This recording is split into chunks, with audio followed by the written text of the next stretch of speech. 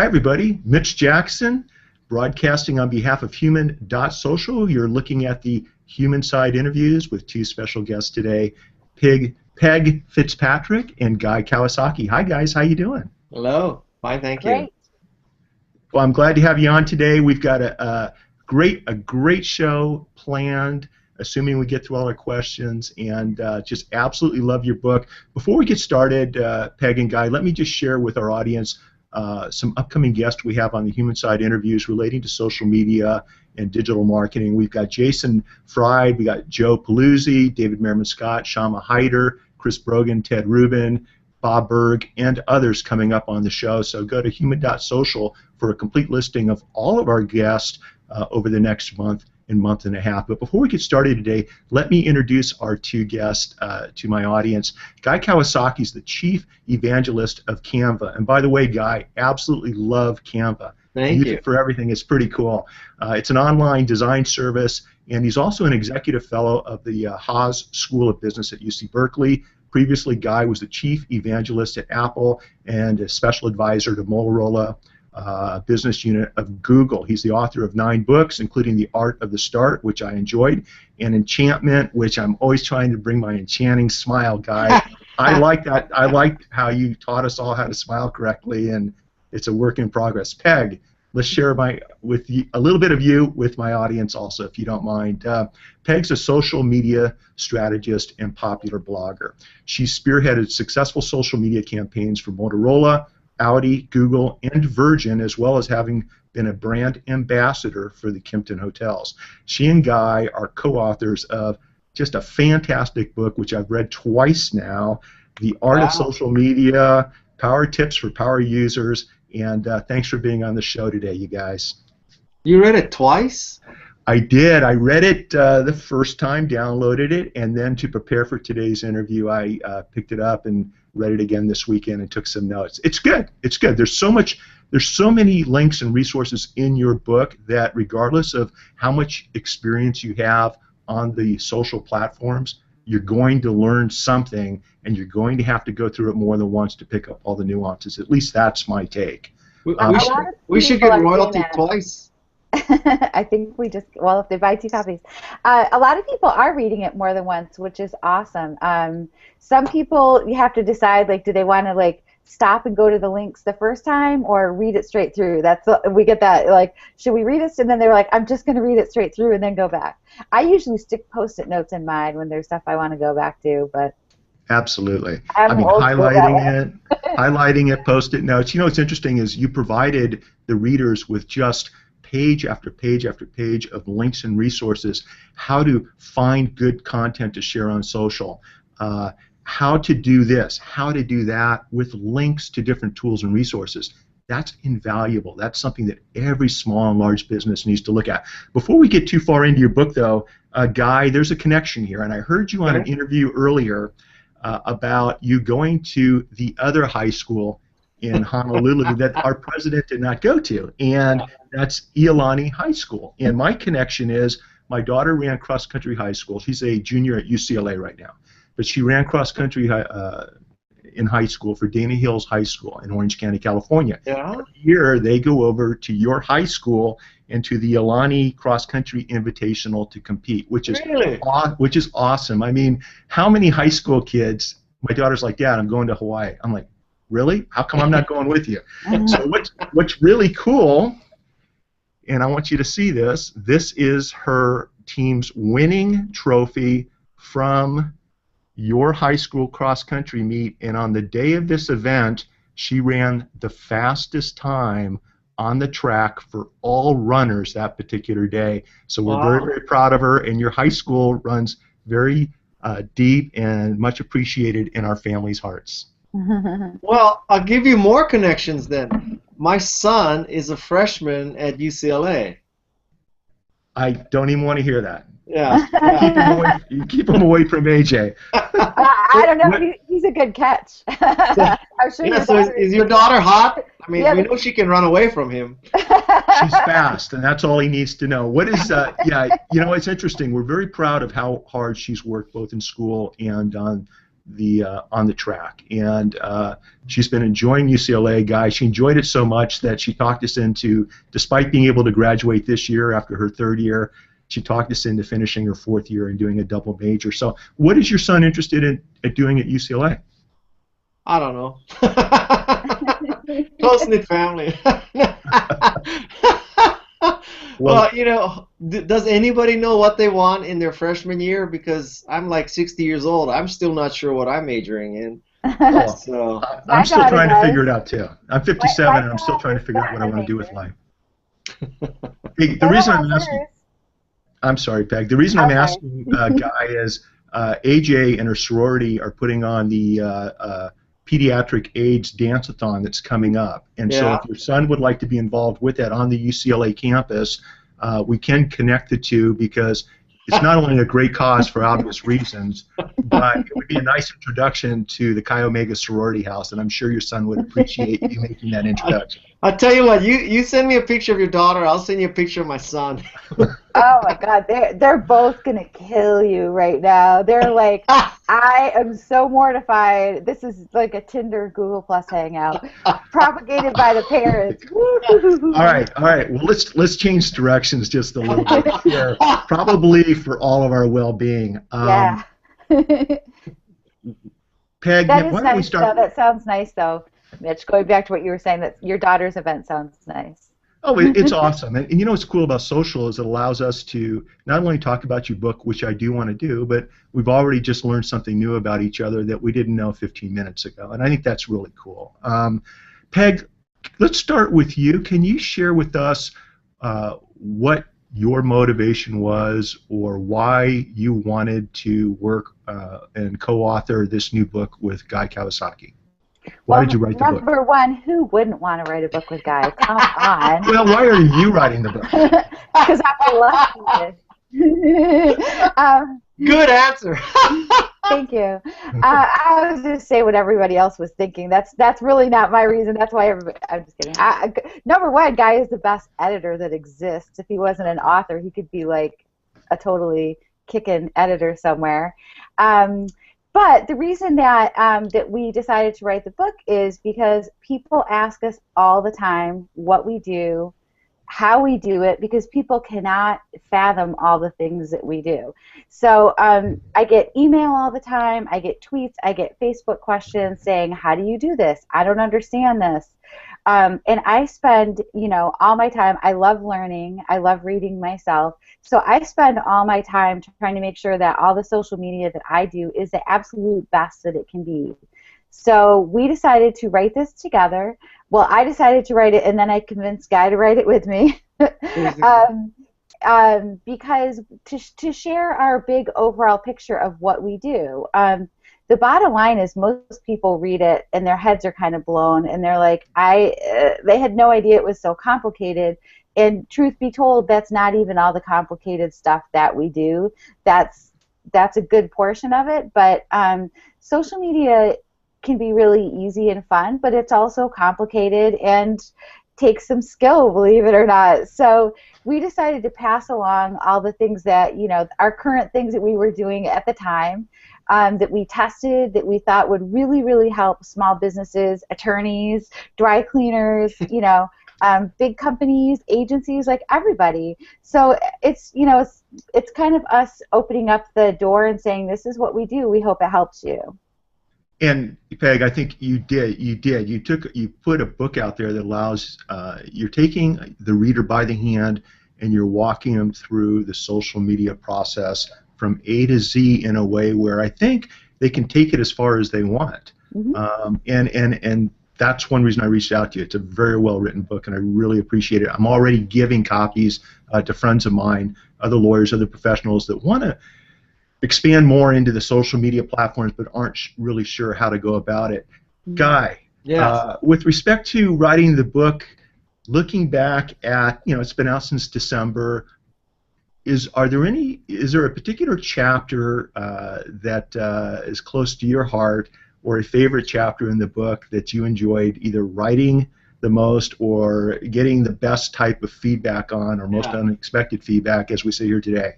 So the chapter that I am most emotionally tied to is the chapter about how to socialize a meeting, because I speak 50 to 75 times a year, and rarely is a meeting properly socialized.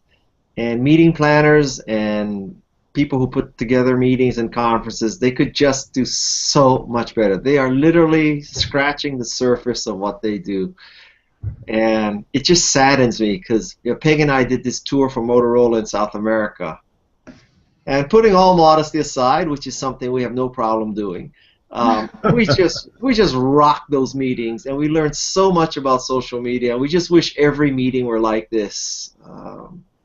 I was going to ask you about that. Yeah. About the Motorola event. Can you give our viewers just some broad brushstrokes of what you're talking about? You don't just show up to an event. Right. What are some of the things that you can do with social to help maximize the impact of that event? Well, so most companies, they use social media to get butts in seats, but they drop the ball when you're actually at the meeting, because they figured, well, we did our thing. We got our butts in seats.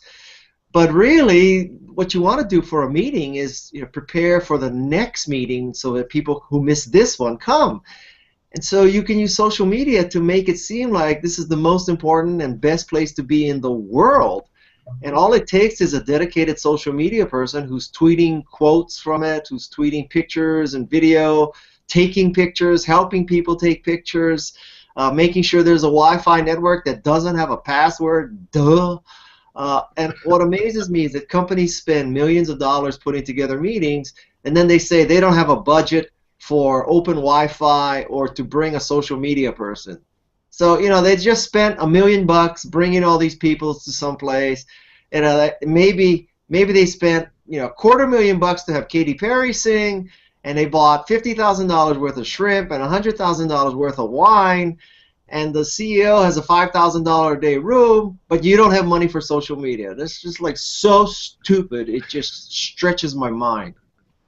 An example of an event that did a great job with their social media is HubSpot has a great conference called Inbound, and they had a huge conference, and there was like 15,000 marketers there. So as you can imagine, they had Wi-Fi, they had free, they wanted everybody tweeting and sharing, and people did. It was great.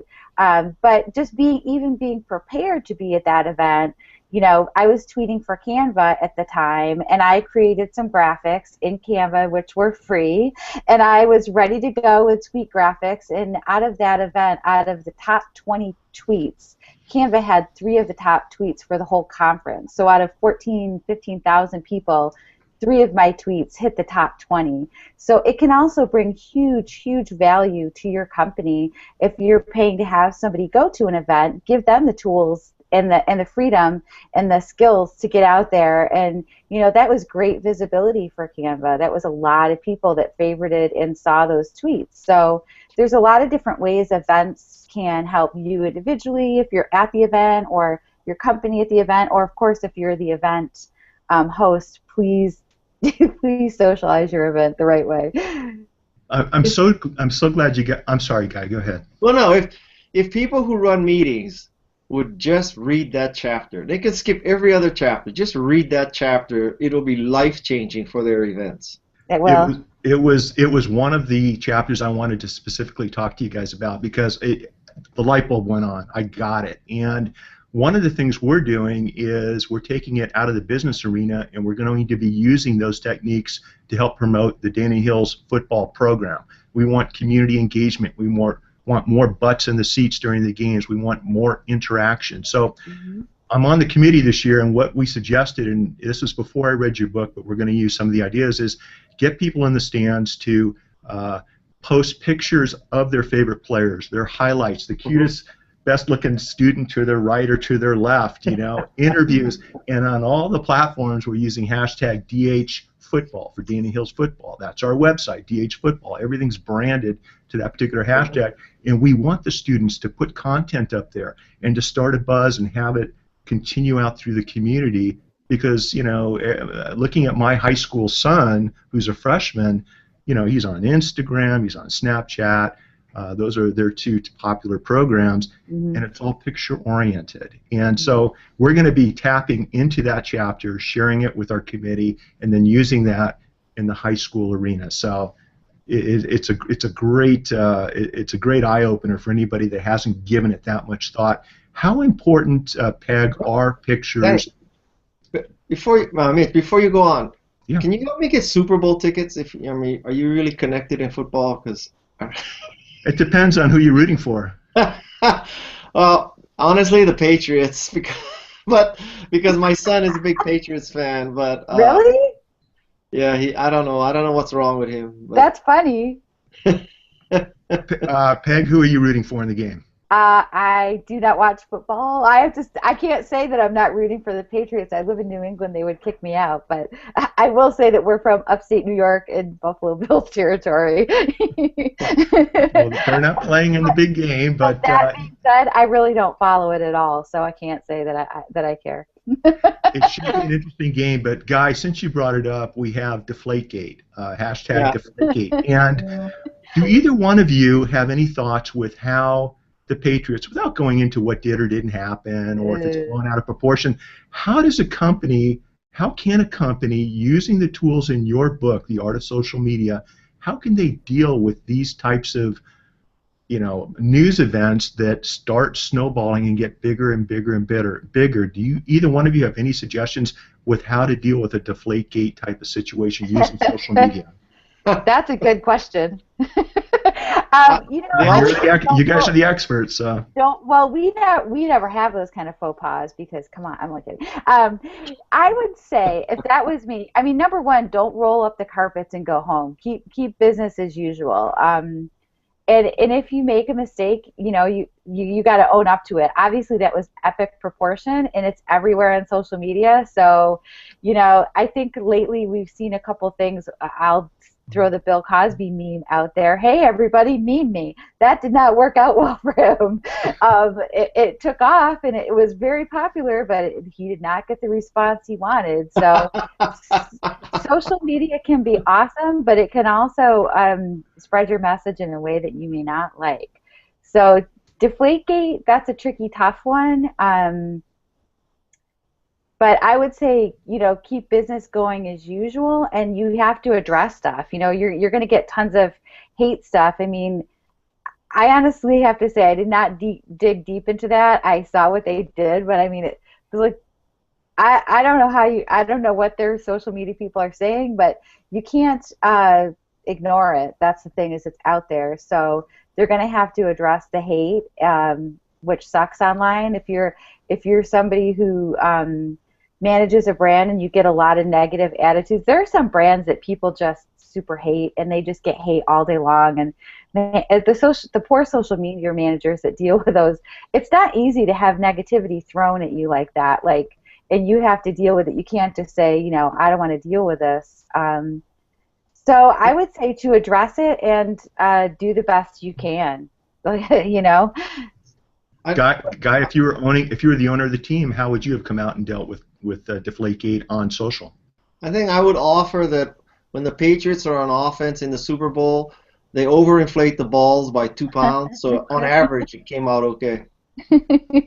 I love it. I mean, it's the simple things like that. If you had come out right away and you were the owner and made that statement on social, I think that would have deflated the whole situation. Excuse the pun. That was a good one, Mitch. That was pretty good, huh? Yeah, that was a good one. That's a good quote from your show as a graphic.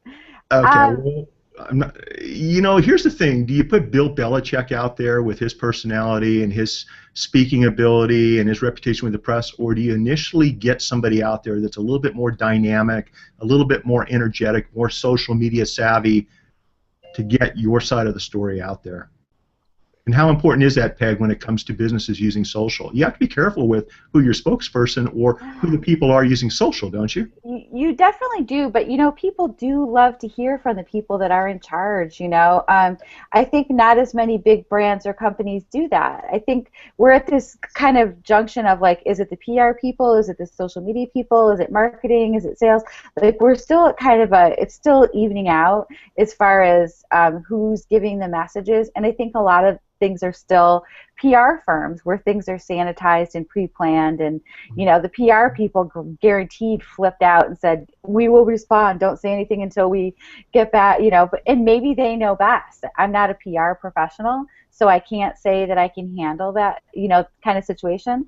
I will say somebody who I admire greatly is a PR professional, Eliza Licht. She does the PR for Donna Karan online, and she's dealt with some potentially nasty things online. One time she actually made a mistake and tweeted that somebody was going to be wearing their dress, and then they didn't wear it to the award show, which maybe to you guys, football is more your genre, but that's like a fashion faux pas. And she just dealt with it. She owned it. She kind of like dealt with it in a different way. I think when anything comes up like that, I think social media people expect authenticity and they want real responses. If they can sense the PR kind of message. So I say if you have, football players, baseball teams, sometimes they have like awkward people that are in charge. I don't know how you deal with that. It's kind of what makes sports fun though, right? When they say kind of stupid things. Well, it does, and what's interesting is I just asked two experts how they would handle a particular situation, and I really did get two different answers. And in the book, what was interesting in the book? We are two different people. I don't know why people are surprised that we have different answers. Well, but here's the interesting part. In the book, and one of the things I wanted to ask you today is, I think maybe Guy wrote this, I'm not sure, but it talked about in social media you want to be curious, because if you ask 5 social media experts a question, you're going to get 7 different answers. Yes. And I'm like, that's why I like social media, because it changes so fast, and as long as you're yourself and you're unique and you're a good person and you're transparent, things seem to click. Who is behind that statement, and can you elaborate a little bit more on why that's so important? We're both like, probably Guy. we actually both, we both wrote on all of it. There's only some statements that we could definitively say, like, I wrote that or Guy wrote that, because we kind of both wrote and rewrote over each other so much, and then Guy edited, so I don't know. I think you did write that, though, Guy. I think so, yeah. I mean, it is a core belief of mine that nobody really knows. We're just all making it up as fast as we can. It's just that some people believe that they know it. Yeah. But when you really, truly reach a heightened level of awareness in social media, you realize you really don't know. And I can tell you with total certainty that nobody in any large agency has reached this heightened level of awareness. Well, it seems to me when I see something that clicks, whether it's the lights going out during the Super Bowl, I think it was last year, and Oreo came out with their, in 2 minutes they had that tweet or whatever it was. It's almost as though people that understand the dynamics and can act on something quickly are the ones that usually end up having the right type of result. Do either one of you have any examples or suggestions for businesses watching this show, how they can take advantage of that? The key to Oreo's success in that situation was, number one, they had a great team behind their marketing that was working on social media at the time. But the biggest key was that their team had the ability to publish a tweet without having 58 people approve it. And that's where companies mess it up. Great social media has this X factor of liveness. As much as, Guy and I schedule and plan, some of the best things that we do are something that we just take a picture and post it, or, we plan things for an event, but we're there and something funny happens. There's a great picture I love from South America. I made Guy go up on the DJ stand and do the DJ thing. Totally love that picture. There's glitter all over. That's fun, right? We didn't plan that. That just happened at the moment. And the Oreo tweet that went around the Super Bowl in the world was because that team had the ability to hit publish on their own. So that's on the fly, super smart thinking, and that's some of the best social media is. I mean, that is where some people can get themselves in trouble if they're saying things they shouldn't. They weren't drunk tweeting or anything. It was totally on brand. It was a branded company image. It was perfect. But some companies are so afraid of letting people publish that great stuff like that doesn't happen from their brand. It's all, one post a day on Facebook, 58 people have approved it, the photo's not great.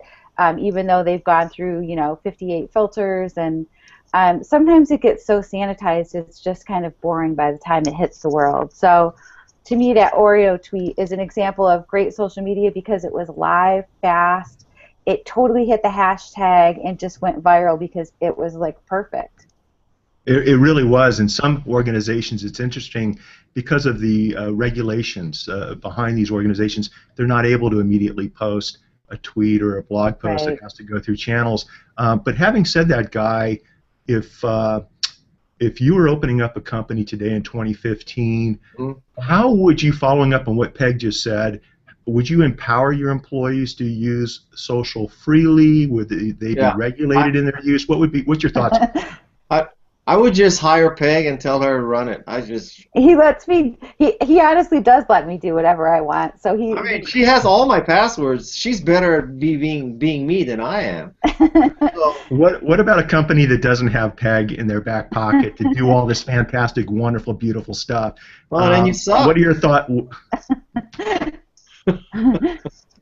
Okay. Well, you have to find people you can trust, Mitch. That's the thing is, if you're going to have people do your social media, you have to have people that you trust. And one problem that can happen whether you're an individual or a brand is they have to get the voice and the tone proper. And sometimes that doesn't happen. You'll see people on social media who have people doing their stuff for them. I don't want to say who, but somebody who is super famous and has a really large cooking company in a magazine, who I happen to like a lot. But the people who do her social media do it it's like a good thing. Yeah, it is a good thing. They do it like she talks like a 25-year-old with text slang in there, and there's no way that that's the right tone and voice for that person. You look at George Takei, took a lot of heat a while ago because he had somebody doing his social media that was amazing and funny, and people were like, what? That wasn't him every time? He hired a comedian. I mean, people get to the point, or brands are at the point where someone else may be doing it. If you do have someone, you need to, number one, trust them, and you need to, Gary Vaynerchuk has a great, he has a whole agency that he runs, and some of his clients do great stuff. So you just have to, I think that if you have an agency, it needs to be done the right way, and that it's just tricky. Well, in a sense, you can either try not to lose with social media, or you can try to win. Mm-hmm. And if you try not to lose, that means you avoid any mistakes, you avoid any faux pas, etc. If you try to win, you will have faux pas and mistakes, but you'll have more of an upside. Mm-hmm. So I'm in the camp of go for the win. If you want to go back to a football, it's the same thing, right? You could have your plays all set up. I never played football, obviously, but you can have all your you can have all your plays and everything set up, but you still live during the game, stuff comes up and you go for it, right? Yeah, well, you can't win the Super Bowl with 0-0. I mean, right. I also, I've observed many faux pas, made many of them myself. I also realized that, in a month or two, no one's going to care. I mean, United breaks guitars, and George Takei, wasn't tweeting by himself, and I don't tweet by myself, and the CEO of Microsoft said women should depend on karma for raises, and, lots of stupid stuff has been said, and yet, God, the sun still rises. Imagine that. The sun still rises, and that's what makes life, the journey, so exciting, doesn't it?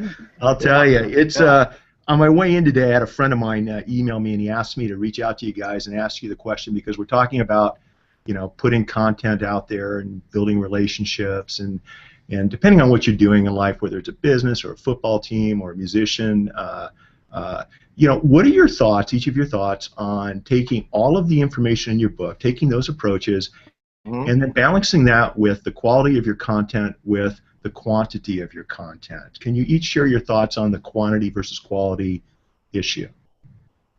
Well, I believe in both. I mean, Peg did a calculation which kind of surprised me yesterday, and she told me that she looked at my analytics, and my account is tweeting 50 times a day.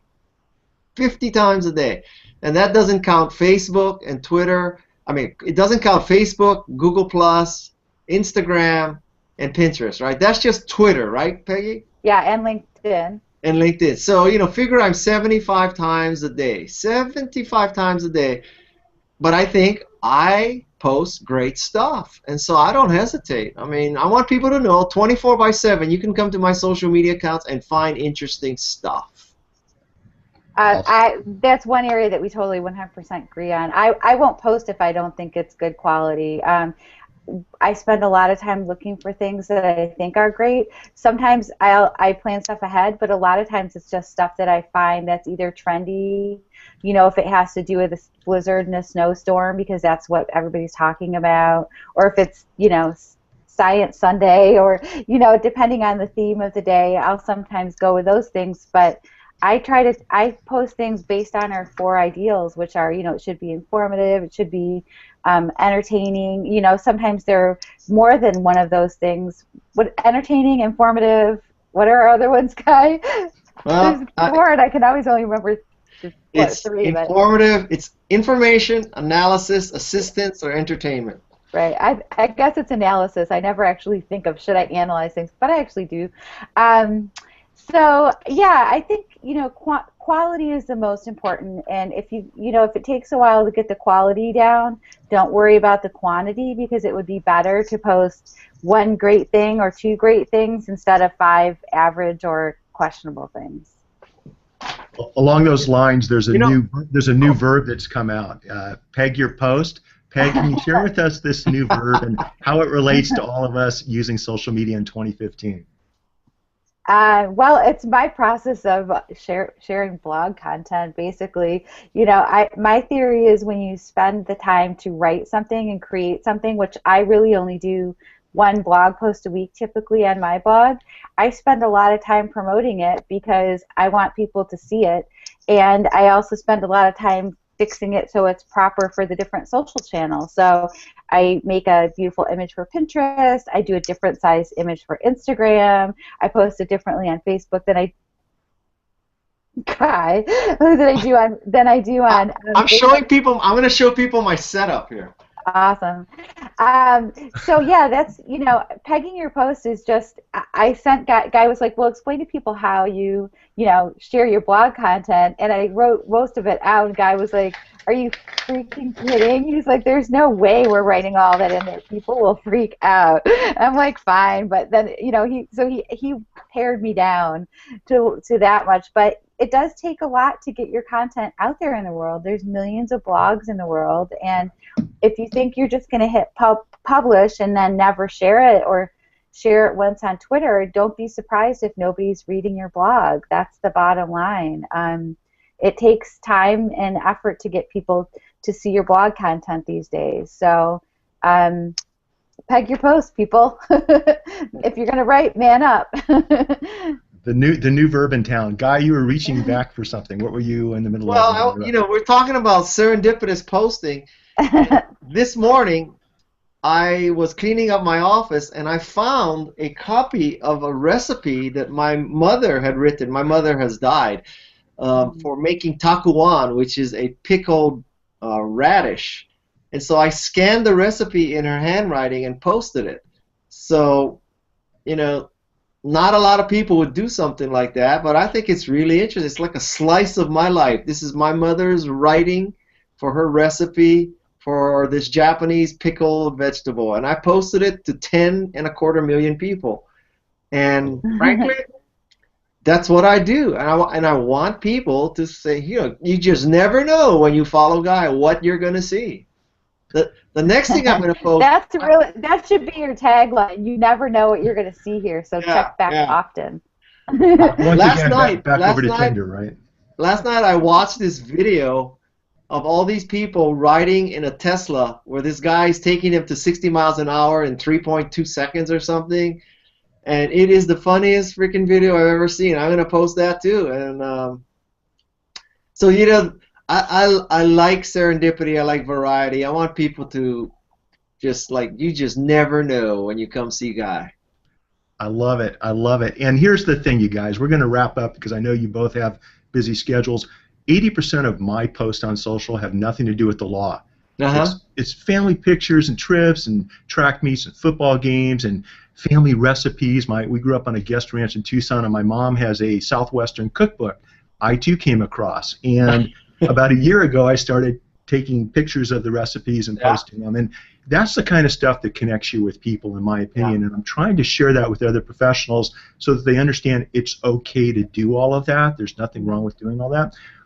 Before we wrap up, I want the two of you to know that one of the Hangouts I watched recently that I really enjoyed, and I've enjoyed them all, but was the Daria Musk Hangout, the musician that's used Google Hangouts on air, I believe, to basically help build her career. Yes. And what I watched with that is we got to see the good heart that this young lady has, her musical abilities, and then she sits down and she plays the guitar during your show. Yeah. I mean, that is awesome. Your thoughts on all of that with respect to people using video services like Google Hangouts on Air and Spreecast and other services to reach out and touch the consumer. What do you think about that? Well, I think Hangouts on Air is, maybe the killer app of Google+. So, and Daria is just a precious woman. I mean, I hope my daughter grows up to be like her. And that was a very special moment. Not many people can do that kind of stuff, and just to let it all hang out. And I really appreciate that. I'm so used to coming from a world where everything is totally scripted and rehearsed and all that, and it just drives me freaking crazy to do that. So we love that Hangout. I sent a copy of that Hangout to the two highest people in Google+, because they should see what they're truly empowering. It's fantastic that Cadbury has a great Google+ account and Virgin America has a great Google+ account, but you took an undiscovered musician and made her famous. I mean, that should warm your heart more than helping these big brands. Absolutely. And by the way, if somebody wants to catch one of Daria's Google Hangouts or visit your show that you had with Daria, Peg, how can they go about doing that? Daria's on Google Plus, and she's all over it at Daria Musk. Please follow her YouTube channel. She's trying to build her YouTube channel up. She's still continuing to build her social media. But I can put a link in the event page too for our specific hangout with her. We did enjoy that a lot. It was a really cool way to see how someone's using the digital platforms to do all the right things in the right way. And it just, I haven't stopped talking about her with my family, with my friends. I thought it was really, really cool. So, hey, you guys, thanks for coming on the show today. I really appreciate it. Your new book, The Art of Social Media, is a must-read. Enjoyed every single page. I encourage everyone to go out and pick it up and put the tools that Peg and Guy have shared in their book to use, and make 2015 a year to remember. Definitely. Yeah, enjoy the Super Bowl. Thanks for having us, Mitch. Oh, you guys, thank you very much. And Guy, I'll see what I can do. And no, I'm not going to send you any pictures of my daughter. So you're safe on this out. All right, you guys, take care. It's nice. Thank you very much. Bye. Bye-bye.